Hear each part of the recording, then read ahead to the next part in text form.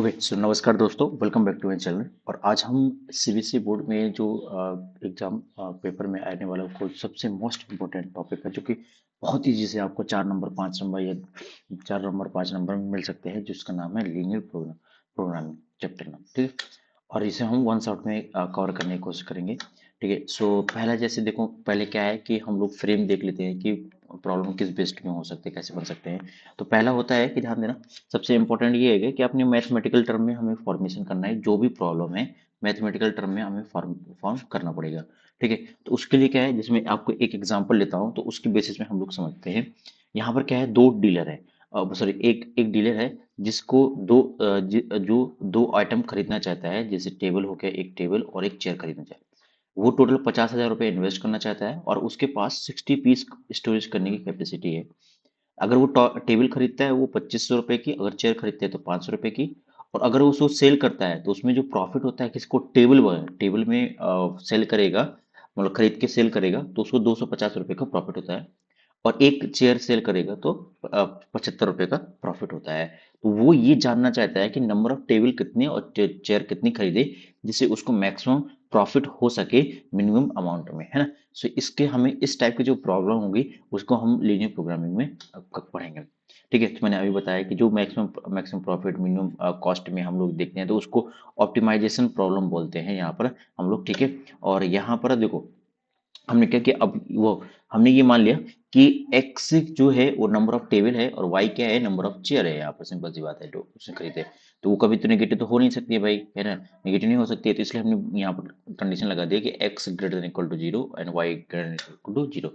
मैंने यहाँ से दो इक्वेशन, एक इक्वेशन मान ली कि अगर वो भाई x नंबर ऑफ टेबल है तो वो एक चेयर, तो एक टेबल जो कितने रुपए खरीद रहा है, 2,500 रुपए की।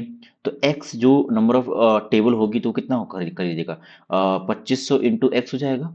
ऐसे सेम चेयर के लिए हो जाएगा, तो y चेयर कितने की खरीदेगा, 500 इंटू वाई हो जाएगा अपने पास। ठीक है, तो इस तरीके से हम लोग यहाँ पर ये टेबल, अच्छा इसका, अच्छा इन दोनों का कॉस्ट मिला के कितना हो जाएगा, तो वो मैक्सिमम से मैक्सिमम 50,000 जा सकता है। तो इसलिए हमने यहाँ पर 50,000 लेस देन इक्वल टू लिख दिया इसमें। ठीक है, मैक्सिमम जा सकता है, उससे ज्यादा नहीं जा सकता है, उससे कम ही हो सकता है ना, तो इसलिए हमने लेस देन इक्वल टू लगा दिया यहाँ पर। ओके, और इसको हमने सॉल्व किया तो यह हमारे पास ये वाली एक प्रॉब्लम आ गई यहाँ पर, जो कि हम इसको इनइक्वालिटी के रूप में लिख लेंगे। ओके, फिर उसके बाद आता है कि यहाँ पर हमने एक और है कि उसके नंबर ऑफ टेबल और नंबर ऑफ चेयर जो मैक्सिमम हो सकते हैं वो कितने हो सकते हैं, 60 से ज्यादा नहीं हो सकते हैं, वो सिंपल है ना। तो ये x plus y less than equal to 60 हो जाएगा। और यहाँ पर हमने यहाँ पर देख लिया कि वो हमें हमें ये चाहिए कि मैक्सिमम प्रॉफिट कितना हो सकता है। तो हमें एक जेड का फंक्शन बनाना पड़ेगा, क्योंकि हमें x और y फाइंड फाइंड करना पड़ेगा इन इन सब इन ये सार चार कंडीशन, तीन कंडीशन से। तो हमें एक्स और वाई के जो ऐसे कुछ वैल्यू मिलेंगे, तो उस वैल्यू जेड क्या होगा, एक्स और वाई का फंक्शन होगा, जिसको हम बोलते हैं ऑब्जेक्टिव फंक्शन के नाम देंगे जितना। ठीक है, तो क्योंकि इसी से प्रॉफिट और लॉस का यहीं से पता चलेगा हमें कि कितना मैक्सिमम प्रॉफिट हो सकता है, कितना मिनिमम लॉस हो सकता है। ठीक है, सो इस तरीके से फिर हमने देखा कि ये जो भी ऑब्जेक्टिव फंक्शन है तो वो ऑब्जेक्टिव फंक्शन हो गया, तो इसका काम क्या होता है, मैक्सिमम और मिनिमम वैल्यू देना है। तो सी ऑब्जेक्टिव, अब देखो यहाँ पर तो मैथमेटिकल टर्म में हो गया हमें। ठीक है, अब हम आते हैं ग्राफिकल टर्म में। तो ग्राफिकल टर्म में क्या है कि सेम इक्वेशन है अपने पास, ये है अपने पास। ठीक है, और ये अपने इक्वेशन है और ये भी दोनों इक्वेशन अपने पास हो गए हैं ना। तो अब देखो, जो हमारे पास क्या है, फिजिबल रीजन क्या होता है, जितने भी पॉसिबल पॉइंट होते हैं सोल्यूशन के, ठीक है, वो कांस्टेंट की सेटिस्फाई करते हैं, मतलब इनको जितनी भी एक्स और वाई की वैल्यू होंगे जो इनको सेटिस्फाई करेगा, उन्हीं को हमको फिजिबल रीजन में आएंगे, तो उसी को हम फिजिबल रीजन बोलते हैं जितने, है ना। और इसके बाद देखो, जैसे मैंने एक एग्जांपल लिया है कि जैसे हमारे पास फिजिबल रीजन क्या हो सकता है, क्या नहीं हो सकता है, तो ये मैंने एग्जांपल लिया हुआ है। अब देखो इसको कैसे ड्रॉ करेंगे, सपोज हमने कोई एक इक्वेशन मान लिया, कि 2x plus 5y is equal to हो गया 10 हो गया, है ना। तो अभी लेस देन इक्वल टू 10 हो गया, ये ध्यान देना। तो मैंने क्या किया, इस लाइन को ड्रॉ किया तो कुछ लाइन ये निकल के ऐसे ही आ गई। ठीक है, अब देखो ये हम कैसे पता करेंगे कि जो रीजन है वो टूवर्ड्स द ओरिजिन होगी, अभी फ्रॉम ओरिजिन।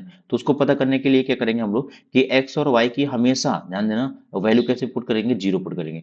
ठीक है, तो ये जीरो प्लस जीरो और लेस देन इक्वल टू 10 हो गया। तो देखो यहाँ पर क्या है, 10 बड़ा होता है ना जीरो से, तो इसलिए ध्यान देना टू वर्ड्स द ओरिजिन आएगा, मतलब इस साइड आएगा अपने पास, है ना। और अगर यही क्या होता तो ये फॉल्स हो जाता, फॉल्स हो जाता।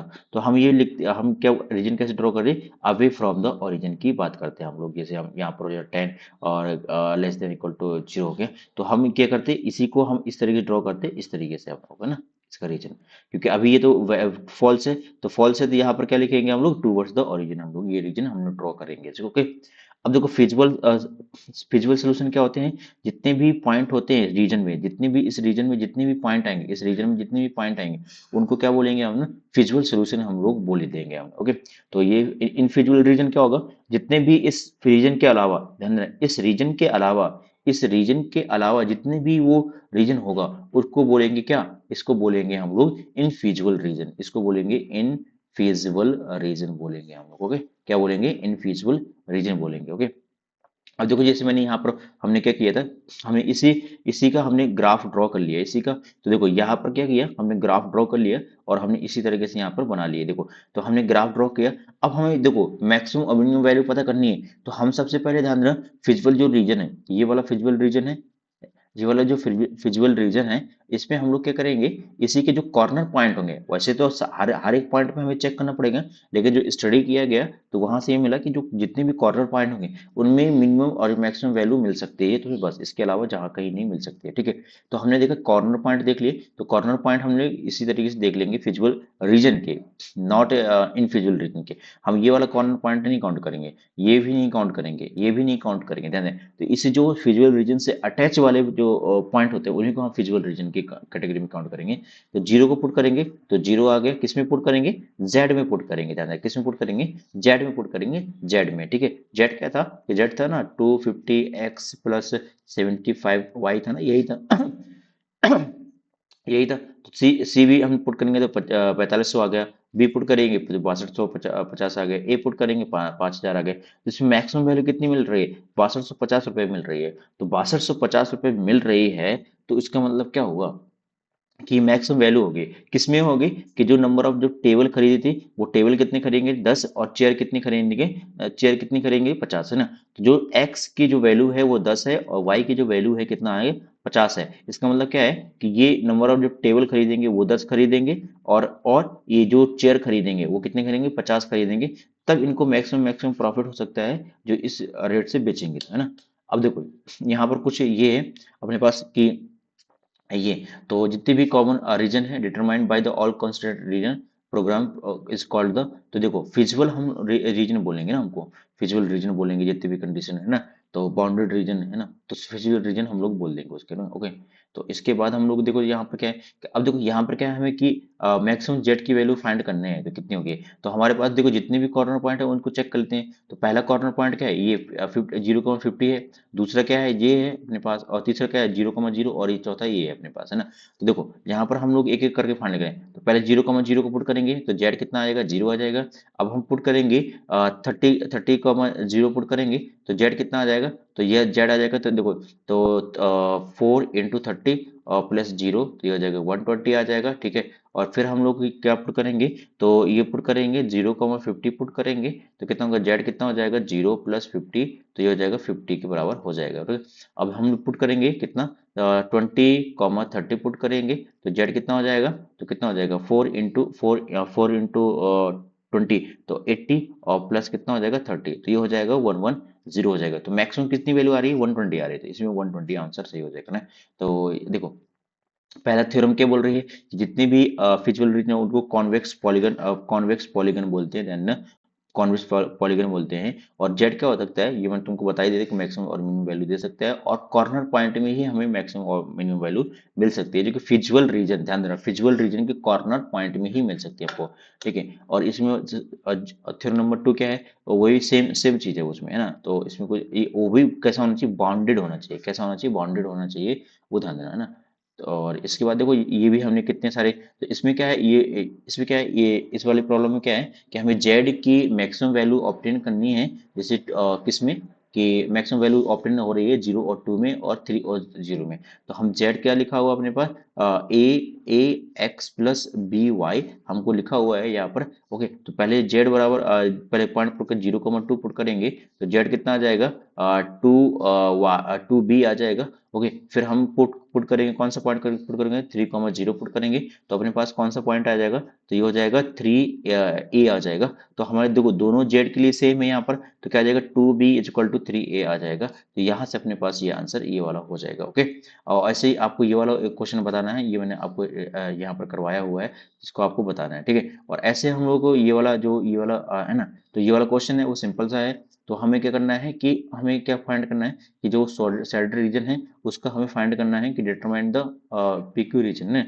तो मैक्सिमम और मिनिमम किस वैल्यू में दे सकता है, और ये value of Z at Q या लेस देन होगी या ग्रेटर देन होगी तो वो भी बता सकते हैं। तो हमें क्या है, कॉर्नर पॉइंट हम लोग फाइंड कर लेंगे। कॉर्नर पॉइंट से हम लोग सारी सिनेरियो इसमें पुट करेंगे, एक्स और वाई की वैल्यू पुट करेंगे, पी और क्यू और आर और एस की वैल्यू पुट करेंगे, और यहाँ से हम लोग चेक कर लेंगे। जैसे मैं एक करके दिखा देता हूँ, फिर आप बाद में कर लीजिएगा। तो जैसे मैं क्यू पॉइंट को पुट कर रहा हूँ तो फिर जेड कैसे निकालेंगे, तो क्यू पॉइंट क्या है, 3/2 15/4 है। ठीक है, तो यहाँ पर क्या है, जेड की इक्वल टू कितना हो गया, 3/2 और प्लस 2 × 15/4 हो गया, तो ये 2 कैंसिल हो गया। तो यहाँ से देखो कितना हो जाएगा ये, तो ये हो जाएगा 18/2 हो जाएगा, तो ये आ जाएगा 9 आ जाएगा। ठीक है, तो जेड बराबर कितना आ गया, 9 आ गया। ऐसे आप लोग सारे वैल्यू कैलकुलेट कर सकते हो जेड की, पी और क्यू और आर एस में, और गिवन सिनेरियो में हम लोग इसमें पुट कर सकते हैं और टिक कर सकते हैं यहाँ पर, है ना। और अब जैसे ये वाला क्वेश्चन है, ये वाला क्वेश्चन देखो यहाँ पर,